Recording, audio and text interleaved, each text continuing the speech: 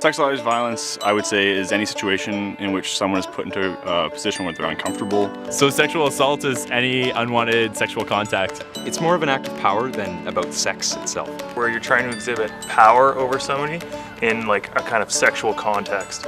Unwanted aggression, whether it's mental or physical, of a sexualized nature, from one human to another, regardless of their gender or preference.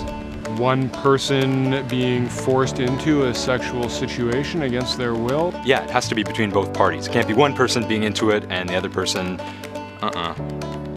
Mutual consent is when both people agree to engage in any sort of contact. Hey Ryan, want to go to a movie tonight? I would love to. I would too.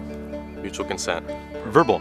It has to be spoken. It can't just be a head nod or a thumbs up or something like that. You gotta get the yes. Real verbal consent is legitimately asking the question with no pressure and being okay with getting yes or no.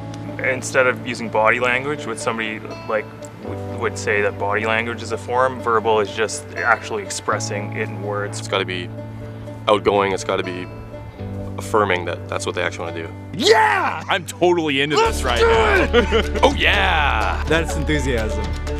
Enthusiastic consent is basically to try to counter this idea that a lack of a no is a yes. It's the responsibility of the initiator to get consent. That essentially means that the person who proposes an idea or proposes a sexual act, it's on them to make sure consent remains present. It's their responsibility to make sure that the other party is feeling okay and feeling comfortable.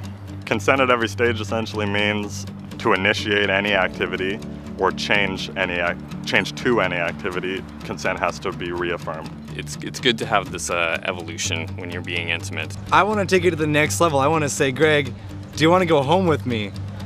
I can't just get up and walk out of the club and take Greg with me because he's holding my hand so I can just drag him. And then maybe you want to get a kiss in there.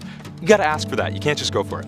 Make sure that everyone involved is into it. You gotta get consent the whole way. Basically, if someone is drunk or high, they cannot give consent. That's what the court says. That's how the law works. If someone's too drunk to drive, they're too drunk to consent to sex. Well, I mean, if I can't sign a contract when I'm drunk, how am I supposed to consent to having sex when I'm drunk? Any sort of inebriation, I would say. Good rule is if you're unsure, don't do it. Silence does not equal consent. Silence does not equal consent.